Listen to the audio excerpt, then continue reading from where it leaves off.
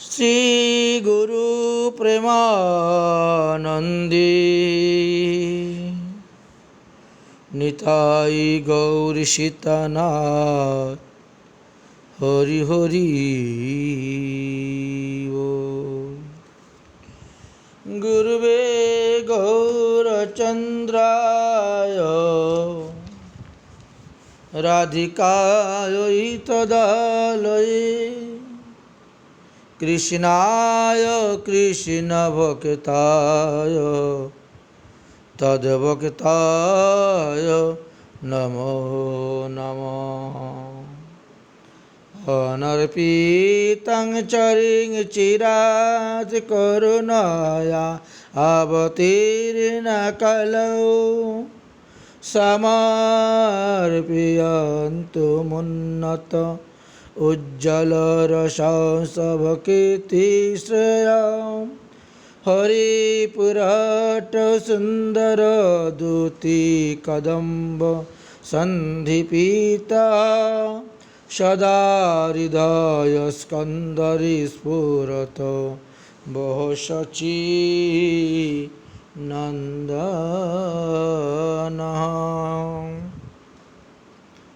আমরা এখন শ্রী চৈতন্য চরিতামৃতের পরিশেষ সম্পর্কে আদি মধ্য অন্তলীলাটা সংক্ষেপে আস্বাদন করব।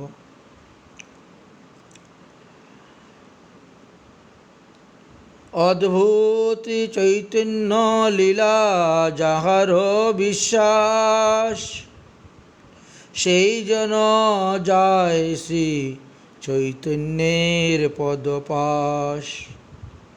প্রসঙ্গে কহিল এই সিদ্ধান্তের সার, ইহা যে শুনে শুদ্ধ ভক্তি হয় তার।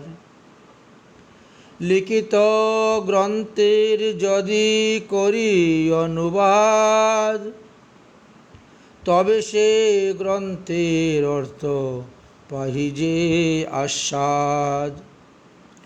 দেখি গ্রন্থে ভাগবতে ব্যাসের আচার, কথা কহি অনুবাদ করে বারবার। তাতে আদি লীলার করি পরিচ্ছেদ গণন, প্রথম পরিচ্ছেদে কইল শ্রীমঙ্গলাচরণ। দ্বিতীয় পরিচ্ছেদে চৈতন্য তত্ত্ব নিরূপণ, স্বয়ং ভগবান যে ব্রজেন্দ্র নন্দন। তিহুত চৈতন্য কৃষ্ণ সচির নন্দন, তৃতীয় পরিচ্ছেদে জন্মে সামান্য কারণ। তহি মধ্যে প্রেমদান বিশেষ কারণ, যুগধর্ম কৃষ্ণ নাম প্রেম প্রচারণ। চতুর্থে করিল জন্মের মূল প্রয়োজন, সমাধুর্য প্রেমানন্দ রসয়াস্বাদন। পঞ্চমেতে নিত্যানন্দ তত্ত্ব নিরূপণ, নিত্যানন্দ হইলা রাম রোহিণী নন্দন। ষষ্ঠ পরিচ্ছেদে অদ্বৈতের তত্ত্বের বিচার, অদ্বৈত আচার্য মহাবিষ্ণু অবতার। সপ্তম পরিচ্ছেদে পঞ্চতত্ত্বের আখ্যান, পঞ্চতত্ত্ব মিলি জয়ছে কইল প্রেমদান। অষ্টমে চৈতন্য লীলা বর্ণন কারণ, এক কৃষ্ণ নামে মহা মহিমা কতন। নবমেতে ভক্তিকল্প বৃক্ষের বর্ণন, শ্রীচৈতন্য মালি কইল বৃক্ষয়ারোপণ। দশমেতে মূল স্কন্দ শাকাদি গণন, সর্বশাখা গণের জয়ছে ফল বিতরণ। একাদশে নিত্যানন্দ শাখার বিবরণ, দ্বাদশে অদ্বৈত স্কন্দ শাখার বর্ণন। ত্রয়োদশে মহাপ্রভুর জন্ম বিবরণ, কৃষ্ণ নাম সহজ হইছে প্রভুর জনম। চতুর্দশে বাল্যলীলার করি বিবরণ, পঞ্চদশে শ্রী পৌণ্ডগ লীলা সংক্ষেপে কথন। ষোড়শ পরিচ্ছেদে কিশোর লীলার উদ্দেশ, সপ্তদশে যৌবন লীলা করিল বিশেষ। এই সপ্তম দশ প্রকর আদিলীলা প্রবন্ধ, দ্বাদশ প্রবন্ধে তাহে গ্রন্থ মুখবন্ধ। পঞ্চ প্রবন্ধে পঞ্চ রসের চার, সংক্ষেপে কহিল যতি না কইল বিস্তর। বৃন্দাবন দাস হইয়া চৈতন্য মঙ্গল, বিস্তারি বর্ণিল নিত্যানন্দ আজ্ঞা বলি। শ্রীকৃষ্ণ চৈতন্য লীলা অদ্ভুত অনন্ত, ব্রহ্মা বিষ্ণু শেষ যার নাহি পায়ন্ত। যেই অংশ কহে শুনে সেই ধন্য, অচিরে মিলিবে তারে শ্রীকৃষ্ণ চৈতন্য। শ্রীকৃষ্ণ চৈতন্য অদ্বৈত নিত্যানন্দ, শ্রীবাস গদাধর আদি যত ভক্ত বৃন্দ। যত যত ভক্তগণ বৈশে বৃন্দাবনে, নর্ম হইয়া শিরে ধরু সবার চরণে। শ্রীরূপ শ্রীস্বরূপ শ্রীরূপ শ্রী সনাতন, শ্রী রঘুনাথ দাস আর শ্রীজীব চরণ।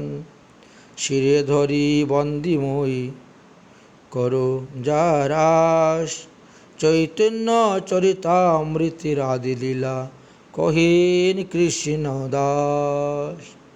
তাহলে শ্রী চৈতন্য চরিতামৃতের আদিলীলার 17টি অধ্যায়তে কি কি বিষয় নিয়ে আলোচনা করেছিলেন আমরা আস্বাদন করেছিলাম। সংক্ষেপে তার সারাংশটা বা সারমর্মটা বুঝে নিতে পারলাম।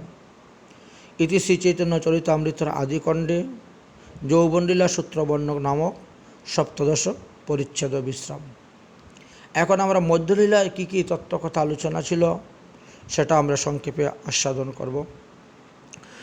মধ্যলীলার এবেকার অনুবাদ, অনুবাদ কইলে হয় কথার স্বাদ। প্রথম পরিচ্ছেদে শেষ লীলার সূত্রগণ, তারই মধ্যে কোনো ভাগ্যে বিস্তার বর্ণন।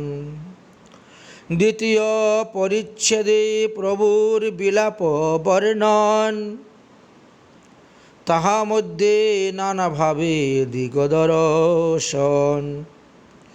তৃতীয় পরিচ্ছেদে প্রভু করিল সন্ন্যাস, আচার্যের ঘরে জয়ছে করিলা বিলাস। চতুর্থে মাধবপুরী চরিত্র আস্বাদন, গোপাল স্থান ক্ষীর চুরির বর্ণন।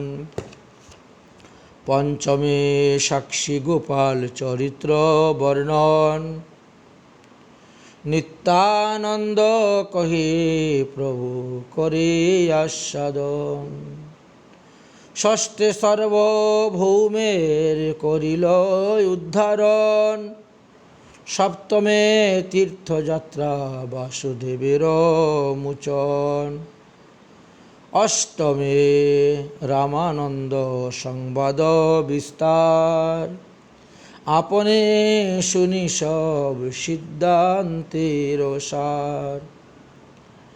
নবমে কহিল দক্ষিণ তীরিত ভ্রমণ, দশমে কহিল প্রভুর বৈষ্ণব মিলন, একাদশে শ্রীমন্দিরে বেড়া সংকীর্তন, দ্বাদশে গুণ্ডিচা মন্দির মার্জন প্রক্ষালন, ত্রয়োদশে রথযাগ্রে প্রভুর নর্তন, চতুর্দশে হুরা পঞ্চমী যাত্রা দর্শন। তারই মধ্যে ব্রজদেবীর ভাবের শ্রবণ, স্বরূপে কহেন প্রভু করেন আস্বাদন। পঞ্চদশে ভক্তের গুণ শ্রীমুখে কহিল, সার্বভৌম ঘরে ভিক্ষা অমোঘ তারিল, ষোড়শে বৃন্দাবন যাত্রা গৌরপতি, পুনঃ নীলাচল আইলা নাটশালা হইতে, সপ্তদশে বনপতে মথুরা গমন, অষ্টাদশে বৃন্দাবন বিহার বর্ণন, ঊনবিংশে মথুরা হইতে প্রয়াগে গমন, তারই মধ্যে শ্রীরূপের শক্তি সঞ্চারণ। বিংশতি পরিচ্ছেদে সনাতনের মিলন, তারই মধ্যে ভগবানের স্বরূপ বর্ণন। একবিংশে কৃষ্ণৈশ্বর্য মাধুর্য বর্ণন, দ্বাবিংশে দ্বিবিধ সাধন ভক্তির বিবরণ, ত্রয়োবিংশে প্রেম ভক্তি রসের কতন, চতুর্বিংশে আত্মরাম শ্লোকের বিবরণ, পঞ্চবিংশে কাশীবাসী বৈষ্ণব কারণ, কাশী হইতে পুনর্নীলা চলে আগমন। পঞ্চবিংশতি পরিচ্ছেদে ও কহিল অনুবাদ, যার শ্রবণে হয় গ্রন্থের আস্বাদ, সংক্ষেপে কহিল এই মধ্যলীলা সার, কুটি গ্রন্থে বর্ণনা না যায় ইহার বিস্তার। তাই মধ্যলীলায় আমরা যেগুলো পেয়েছি 25টি অধ্যায় পেয়েছি। তাহলে আদিলীলায় 17টি অধ্যায় এবং মধ্যলীলায় আমরা 25টি অধ্যায় আস্বাদন করতে পারলাম। এবার আমরা অন্তলীলায়ের মধ্যে আসি, সেখানে কি কি বিষয়ে আলোচনা ছিল। এবে অন্ত লীলাগণের করি অনুবাদ, অনুবাদ কইলে পাই লীলার আস্বাদ, প্রথম পরিচ্ছেদে রূপের দ্বিতীয় মিলন, তার মধ্যে 2 নাটকের বিধান শ্রবণ, তাহি মধ্যে শিবানন্দ সঙ্গে কুকুর আইলা, প্রভু তারি কৃষ্ণ করাইয়া মুক্তি কইলা, প্রভু তারি কৃষ্ণ কহাইয়া মুক্তি কইলা। দ্বিতীয় ছোট হরিদাস করাইল শিক্ষণ, তারই মধ্যে শিবানন্দের আচার্য দর্শন। তৃতীয় হরিদাসের মহিমা প্রচণ্ড, দামোদর পণ্ডিত কইল প্রভুকে বাক্যদণ্ড, প্রভু নাম দিয়া কইল ব্রহ্মাণ্ড মোচন, হরিদাস কইল নামের মহিমা স্থাপন। চতুর্থে শ্রী সনাতনের দ্বিতীয় মিলন, দেহত্যাগ হইতে তার করিলে রক্ষণ। জ্যৈষ্ঠ মাসের তাতে তারে কইল পরীক্ষণ, শক্তি সঞ্চারিয়া তারে পাঠাইলা বৃন্দাবন। পঞ্চমে প্রদ্যুম্ন মিশ্র প্রভু কৃপা কইল, রামানন্দ দ্বারে কৃষ্ণ কথা শুনাইল।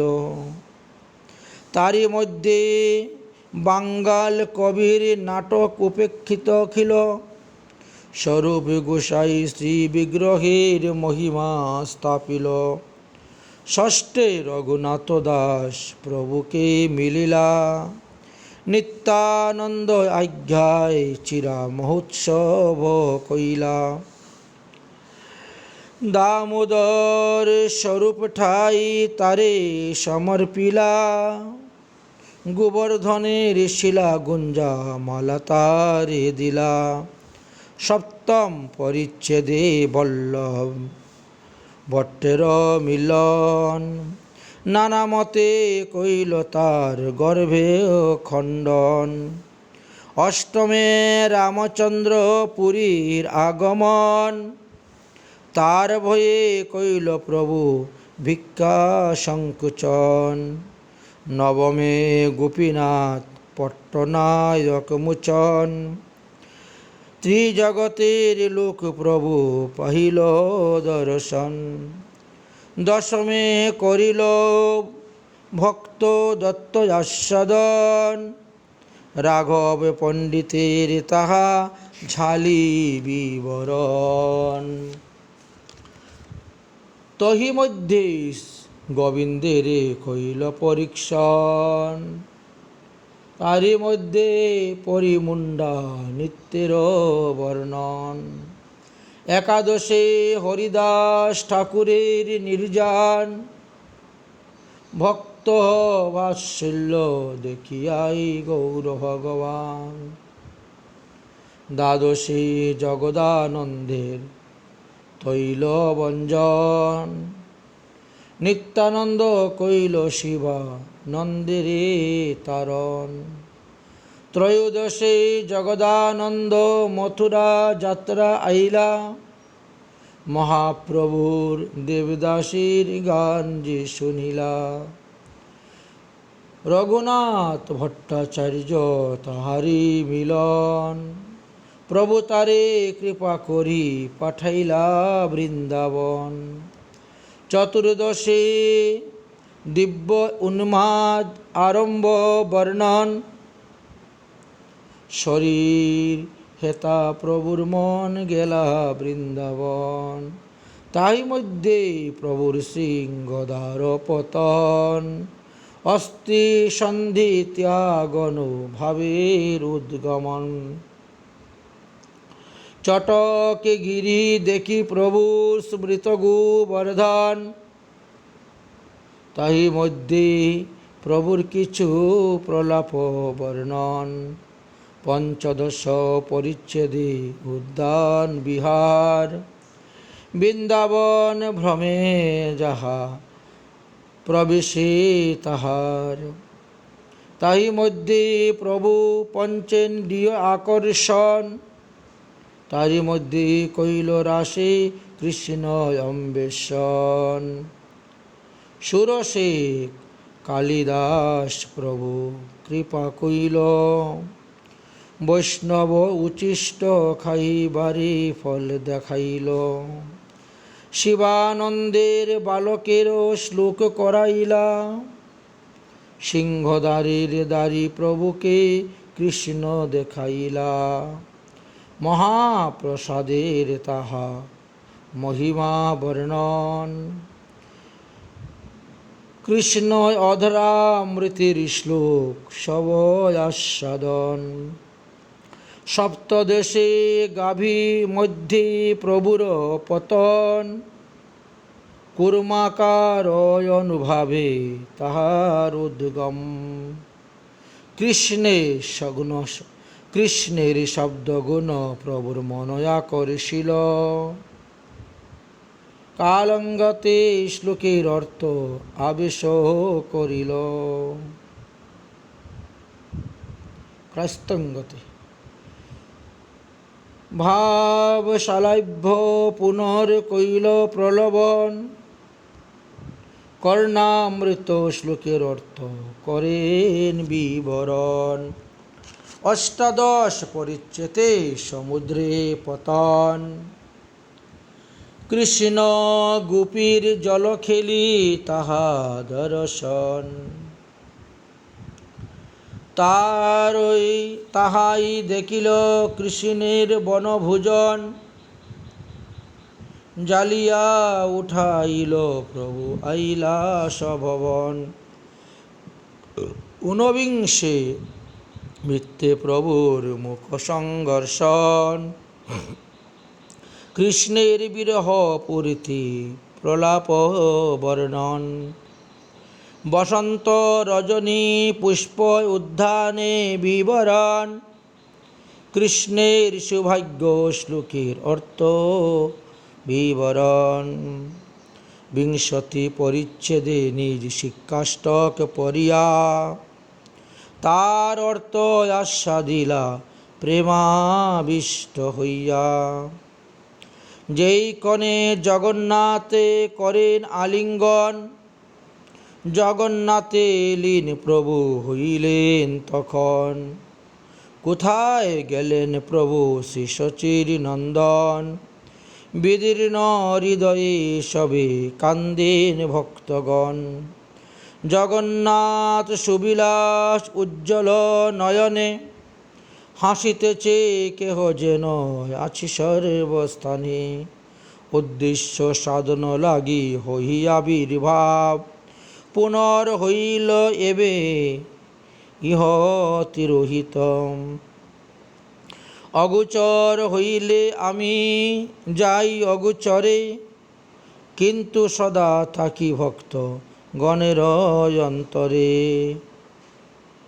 অবিশ্বাস লীলা করে শ্রী শচীর নন্দন, তর্ক না করিয়া সবে করহ শ্রবণ।